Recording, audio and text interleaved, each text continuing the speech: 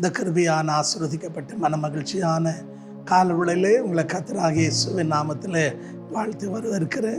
நல்லா இருக்கீங்களா? தேவன் உங்களை ஆசீர்வதிப்பாராக. என்னோடு கூட பரிசுத்த வேதாகமத்தில் லூக்கா எழுதின சுவிசேஷம் 19ஆம் அதிகாரம் 5ஆம் வசனத்தினுடைய ஒரு பகுதியை நான் உங்களுக்கு வாசிக்க கேட்குறேன். அன்பானதில் வாசித்து பாருங்கள். இயேசு அவ்விடத்துக்கு வந்து மேலே அண்ணாந்து பார்த்து, சகைவே சீக்கிரமாக இறங்கி வா என்றார். தேவனுக்கு மகிமை உண்டாகட்டும். அன்பான சகோதரனே சகோதரியே, இந்த சகைவு யாருன்னு எங்களுக்கு நன்றாய் தெரியும். இவன் செல்வந்த ஆயக்காரனுக்கு தலைவன், இவன் குள்ள ஆகியால் இயேசுவை இவனால் என்ன பண்ண முடியல, திரளான ஜனங்க இருந்ததுனால பார்க்க முடியல. ஆகியால் அவன் நேரம் என்ன பண்ணனா, மரத்து மேலே போய் ஒரு காட்டாத்தி மரத்தில் ஏறி உக்காந்துக்கணும். இவனை யோசிச்சான், நம்ம தூரத்துலேருந்து ஏசாமி கும்பலில் பார்த்தா போதும் அப்படியே நினச்சான். ஆனால் அன்பான தேவஜனம் ஆண்டவர் சொல்றார், உன் நினைவுகள் என் நினைவுகள் அல்ல. ஏசாயா 55ஆம் அதிகாரம் 6, 7, 8 வசனம் வாசித்து பாருங்க. உன் வழிகள் என் வழிகள் அல்ல. காரணம் என்ன அப்படின்னு சொன்னீங்கன்னா, நம்ம யோசிக்கிறதுக்கும் ஆண்டவர் யோசிக்கிறதுக்கும் ஏராளமான வித்தியாசம் இருக்குது. ஆகியால் இவன் பார்க்கணுன்னு தான் வந்தான். ஆனால் ஆண்டவர் பாருங்க, அன்புள்ள தேவன், நல்லவர். நம்ம அவரை தேடும் போது, அன்பான தேவஜனமே தேடுங்கள் கண்டடைவீங்கன்னு சொன்னார் இல்லையா? கண்டிப்பாக அதுக்கு ஒரு நல்ல எடுத்துக்காட்டு உதாரணம் யாருன்னா சகைவு தான். அவன் தேடினான். ஆகியால் ஆண்டவர் அவன் இருக்கிற அந்த மரத்துக்கிட்டே வந்து மேலே அண்ணாந்து பார்த்து, சகைவை சீக்கிரமாக இறங்கி வா அப்படின்னு சொன்னார். அப்படின்னா அன்பான தேவச்சனவே மேலே ஏறிட்டான், இறங்கி வரணும். பலருடைய வாழ்க்கையில் அன்பான தேவஜனமே என்ன சொல்லுவாங்க, நான் பிடிச்சது முயலுக்கு 3 கால், நான் இப்படி தான் இருப்பேன், என்னை யாருமே மாற்ற முடியாது. அன்பான தேவஜனமே பிடிவாதம் சில நேரங்களில் நம்முடைய ஆசீர்வாதங்கள் இழந்து போவதுக்கு காரணம், நம்ம ஆசீர்வாதங்கள் தடைப்படுவதுக்கு காரணம், நம்ம ஆசீர்வாதங்கள் தாமதிப்பதுக்கு காரணம் என்னென்னா நம்முடைய பிடிவாதம் தான். நம்ம என்ன பண்ணுறதில்ல சொல்லுங்கள், இறங்கி வாப்பானா விட்டுட்டு வந்துனே இருக்கணும். நம்ம அதை விட்டுட்டு என்ன பண்ணுறோம் சொல்லுங்கள், வர்றதில்லை. பிடிவாதமாக நம்ம இருக்கிறோம். சீஷரில் பாருங்கள், மத்தேயு எழுதின சுவிசேஷம் 4ஆம் அதிகாரம் அன்பான தேவ ஜனமே நீங்கள் வாசிச்சிங்கன்னா, தேவ வசனம் சொல்லுது 19ஆம் வசனத்துன்னு வாசி பாருங்க. சீஷரில் பார்த்து ஆண்டவர் சொல்கிறார், பேதுரு யோவானை பார்த்து, பிரியமுள்ள பேதுரு அந்திரேயா யாக்கோபை பார்த்து, நீங்கள் உங்கள் வலைகளை விட்டுட்டு என்னை பின்பற்றுங்க, நான் உங்களை மனுஷனை பிடிக்கிறேன்னா மாற்றுவேன். மறுவார்த்தை பேசலைங்க. அவர் கூப்பிட்டோன்னே எல்லாத்தையும் விட்டுட்டு வந்துட்டாங்க. ஆண்டவர் நமக்கு பிரியமான தேவ ஜனமே வாய்ப்பு கொடுக்கும்போது இறங்கி வாப்பானும்போது இறங்கி வந்துடணும்.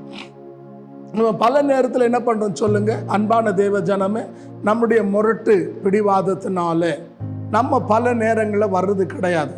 சிலர் பார்த்தீங்கன்னா, நான் செத்தாலும் பேச மாட்டேன்னு வாங்க, செத்தாலும் மன்னிக்க மாட்டேன்னு வாங்க.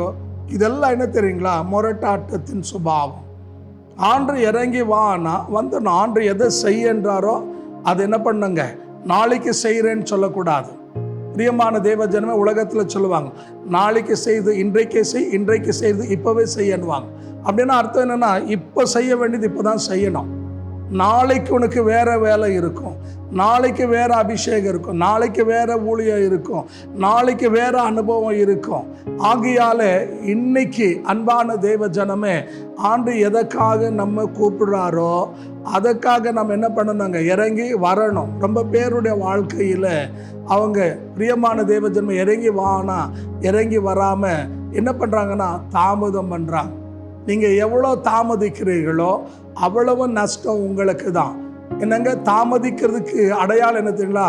பிரியமான தேவஜன்மை டிஸ்ஒபீடியன்ஸ், கீழ்ப்படியாமைக்கு அது அடையாளமாக இருக்குது. நீங்கள் தாமதிச்சிங்கன்னா அது கீழ்ப்படியாமைக்கு அடையாளம். நீங்கள் எவ்வளோ தாமதிக்கிறீங்களோ அவ்வளவு நஷ்டம் இழப்பு உங்களுக்கு. ஸோ ஆகையால் அன்பான தேவ ஜனமே வாய்ப்பு கிடைக்கும் போது வாய்ப்பை என்ன பண்ணக்கூடாதுங்க, இழந்துட கூடாது. ஏன்னா இன்னைக்கு ரொம்ப பேருடைய வாழ்க்கையில் தேவன் வாய்ப்பை கொடுத்துருக்கிறார்.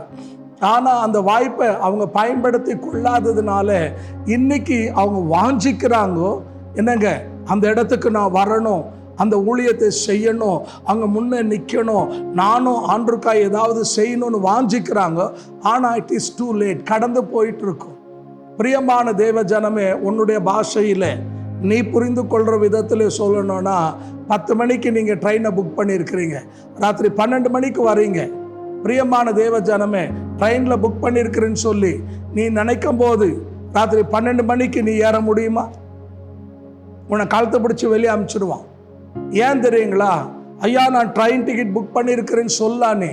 அவன் சொல்லுவான், ஆமாப்பா நீங்கள் பண்ணியிருக்கிறது உண்மைதான், ஆனால் நீ பண்ணியிருக்கிறது ராத்திரி 10 மணி ட்ரெயின், ஆனால் இப்போ நீ வந்து ஏறுறது 12 மணி ட்ரெயின், ஆகியால் உன் ட்ரெயின் போயிடுச்சு அப்படின்னு சொல்லுவான். அப்படின்னு அர்த்தம் என்ன தெரியுமா? யூ லாஸ்ட் யோர் ஆப்பர்ச்சுனிட்டி, உன் வாய்ப்பை நீ இழந்துட்டேன்னு அர்த்தம். ஆகியால் அன்பான தேவச்சனமே, இந்த உலகத்தில் நீங்கள் யாருக்கு வேலை செய்தாலும் அவைகள் எல்லாம் பொருட்டா இருக்காது. அப்படின்னு அர்த்தம் என்ன தெரியுங்களா? உன்னை வேலைக்காரனா கூலிக்காரனா கூலி கொடுத்து உன்னை பயன்படுத்தி முடிந்த உடனே உன்னை தள்ளிட்டு இன்னொருத்தனை கொண்டு வருவாங்க. ஆனால் ஆண்டவர் அப்படி அல்ல. அவருக்கு பிரியமான தேவஜனமே கீழ்ப்படிந்தா, அவர் இறங்கி வானா, அவருடைய சத்தத்துக்கு நீ கீழ்ப்படிந்தனா, அன்பான தேவஜனமே கண்டிப்பா உன்னை மேல் படிக்கு கர்த்தர் கொண்டு போவார். அதுக்கு ஒரு நல்ல உதாரணம் அன்பான தேவச்சனமே, நீங்கள் 1 ராஜாக்கள் 21ஆம் அதிகாரம் 19லேருந்து 21 வசனங்களை வாசித்து பாருங்க. எலியா தன்னுடைய சால்வை எடுத்து எலிஷா மேலே போட்டு போகிறார். அவ்வளோதான். அவர் மறுவார்த்தை பேசல. அவருடைய நிலத்தையும் அவருடைய மிருக ஜீவனையும் எல்லாவற்றையும் விட்டுட்டு அவருடைய தாய் தகப்பனுக்கு போய் சொல்லிட்டு தேவ மனுஷனை வந்து பின்பற்றினார். பிரியமான தேவ ஜனமே உடனே கீழ்ப்படிஞ்சார். உடனே அன்பான தேவச்சனமே உடனே செஞ்சதுனால என்ன தெரியுங்களா? எலியா செஞ்சதை காட்டிலும் எலிஷா அதிகமான அற்புத அடையாளங்கள் செய்ய முடிந்தது. அப்போ இது எதை காண்பிக்கிறது? சீக்கிரம் இறங்கி வானா கீழ்ப்படிதலை காண்பிக்கிறது. அன்பான தேவ ஜனமே, இன்னைக்கு பலருடைய வாழ்க்கையில் கீழ்ப்படியாம போறதுனால தான் இன்னைக்கு பல ஆசீர்வாதங்கள். நம்ம வீட்டில் படி இருக்குது. அன்பான தேவ ஜனமே, 5வது படி 6வது படி ஏறி பாருங்க, மூக்கு வாயெல்லாம் உடைஞ்சி ரத்த காயத்தோடு இருப்பீங்க. நீங்க மேல் படிக்கு போனேன்னு என்ன பண்ணுங்க? முதல் கீழ்ப்படிக்கு கால் வச்சு ஏறணும். அப்போதான் நீ மேல் படிக்கு போக முடியும். இன்னைக்கு ரொம்ப பேர் என்ன பண்றாங்கன்னா, நான்லாம் கீழ்ப்படிக்கு போக மாட்டேன், நான் டைரெக்டா 6வது படி 7வது படி போயிடுவேன் அப்படின்னா டைரெக்டா எங்க கல்லறைக்கு போறதுக்கு ரெடி ஆவாங்க சிலர். அந்த நிலைக்கு நம்ம தள்ளப்படக்கூடாது. பிரியமான தேவ சனமே, நம்ம படிப்படியா வாழ்க்கையில் என்ன செய்யணுங்க? தேவ சமூகத்தில் கற்றுக்கொள்ளணும். ஆபிரகாமை பாருங்கள், ஆண்டவர் சொன்னார், ஆபிரகாமே உன் தகப்பை விட்ட உன் இனத்தை உன் தேசத்தை விட்டுட்டு நான் காண்பிக்கிற இடத்துக்கு போ அப்படின்னார். ஆதியாகமம் 12:4 வாசித்து பாருங்க. 75 வயது இருக்கும்போது ஆபிரகாம் மறுவார்த்தை பேசாம ஆண்டவருடைய சத்தத்தை கீழ்ப்படிந்து எல்லாத்தையும் விட்டுட்டு போயிட்டார். பிரியமான தேவச்சனமே, ஆகையால தேவன் நம்மிடத்துல காசு பணத்தை விரும்புகிறவர் அல்ல. நம்ம என்ன யோசிக்கிறோம்? நம்ம காணிக்கை கொடுத்துட்டா, தசம்பாகம் கொடுத்துட்டா தேவன் நம்ம சொல்றபடி நினைக்குவார். ஆண்டவருக்கு நீங்க வேதத்துல வாசித்து பாருங்க. சங்கீதம் 51ஆம் அதிகாரம் அன்பான தேவச்சனமே 9லேருந்து 11 வசனம் வாசிச்சிங்கன்னா ஆண்டவர் சொல்றார், உன் பலியெல்லாம் எனக்கு தேவையில்லைன்றார். ஏன்? நான் காட்டு மிருகங்களும் என்னுடையது, வானத்தில் பறக்கிற பறவைகளும் என்னுடையது, நாட்டு மிருகங்களும் ஊர் பிராணிகளும் என்னுடையது என்றார். அன்பானுள்ள தேவனுக்கு நீங்க நான் ஒன்றும் கொடுக்க முடியாது. அவர் கொடுத்து தான் நம்ம வாழ்கிறோம். வெள்ளி பொண்ணு அவருடையது, வானம் பூமி என்னங்க அவருடையது. இன்னைக்கு நம்ம நாசியில் சுவாச இருக்கிறமே காற்று, இந்த காற்று கூட அவர் கொடுத்த பிச்சைங்க. நம்ம மேன்மை பாராட்ட ஒன்றும் கிடையாது. கொஞ்சம் காற்றை எடுத்துட்டாருன்னா அன்பான தேவஜன் அவ்வளோதான், நம்ம கதை முடிஞ்சு போச்சு, போனோம். ஆகிய நம்ம ஒன்றும் கிடையாது, மண்ணு. நம்ம தேவனுக்கு முன்னால என்ன பண்ணக்கூடாதுங்க? முரட்டாட்டம் உள்ளவளாக இருக்கக்கூடாது. 1 சாமுவேல் 15:22 வாசிச்சு பாருங்க. ஆண்டவர் சொல்றார், சவுலுக்கு பலியை காட்டிலும் தகன பலியை காட்டிலும் சர்வாங்க தகன பலியை காட்டிலும் கீழ்ப்படிதல் உத்தமம். தேவனுக்கு எது வேணுங்க? கீழ்ப்படிதல் தான். நீங்கள் கீழ்ப்படிஞ்சீங்கன்னா கர்த்தர் உங்களை என்ன பண்ணுவாருங்க? உயர்ந்த நிலைக்கு கொண்டு போவார். சகைவை பார்த்து சீக்கிரமாக இறங்கி வான்னு சொன்ன உடனே அவன் வேகமாக இறங்கி வந்தான். அன்பான தேவ ஜனமே, இன்னைக்கு எத்தனை பேர் இன்னைக்கு ஆண்டுக்காக இறங்கி வர ஆயத்தம், விட்டு கொடுக்க ஆயத்தமாக இருக்கீங்க? இன்னைக்கு பலருடைய வாழ்க்கையில் ரட்சிக்கப்பட்டேன்னு சொல்லுவாங்க, ஆனால் அவங்களுடைய பழக்க வழக்கங்கள் மாறி இருக்காது. இன்னும் பேருக்காக கிறிஸ்துவனா இன்னும் குடித்து கொண்டே இருப்பார்கள். பீடி சிகரெட் குடிச்சிட்டு இருப்பாங்க, சண்டை போட்டுட்டு இருப்பாங்க, கெட்ட வார்த்தைகளை பேசிகிட்டு இருப்பாங்க, தவறான உறவுகளில் பிரியமான தப்பான சம்பந்தங்களை வைத்து கொண்டு வாழ்ந்துட்டு இருப்பாங்க. அதெல்லாம் என்ன கிடையாது சொல்லுங்க? தேவனுக்கு பிரியமானது கிடையாது. இறங்கி வானா எல்லாத்தையும் விட்டுட்டு வரணும். உன் ஜாதி, உன் மதம், உன் மொழி, உன் இனம், என்னங்க உன் பேக்ரவுண்டு எல்லாத்தையும் விட்டுட்டு தேவனுக்காக வர நீ ஆயத்தமா? அன்பான தேவ ஜனமே, பேதுரு ஆண்டவரிடத்தில் மத்தேயு 19ஆம் அதிகாரம் நீங்கள் வாசித்து பாருங்க. கேட்குறாரு, ஆண்டவரே நாங்கள் எல்லாத்தையும் விட்டுட்டு வந்துட்டோம், எங்களுக்கு என்ன? ஆண்டவர் என்ன திரும்ப சொன்னார், என் நாமத்து நிமித்தமா நீ எதை விட்டு வந்தாலும் உனக்கு 100 அத்தனையாக தருகிறேன். அது மாத்திரமல்ல, உனக்கு பரலோகத்தில் பங்கு இருக்கும்னு சொன்னார். நீ ஆண்டவருக்காக கீழ்ப்படிந்து வந்தா, அன்பான சகோதரனே சகோதரியே, கர்த்தர் இப்போ இருக்கிறத காட்டிலும் 1000 மடங்கு ஆசீர்வதிப்பார். ஆபிரகாம் எல்லாத்தையும் விட்டு வந்தார். ஆனால் கர்த்தர் எப்படி தெரியுங்களா அவர் ஆசீர்வதிச்சார்? ஆதியாகமம் 13ஆம் அதிகாரம் 5-9 வசனம் வாசித்து பாருங்க. பூமி கொள்ளாத அளவுக்கு கர்த்தர் அவரை ஆசீர்வதித்தார். 24:1 சொல்லுது, சகல விதத்திலே அவர் ஆசீர்வதிக்கப்பட்டார்.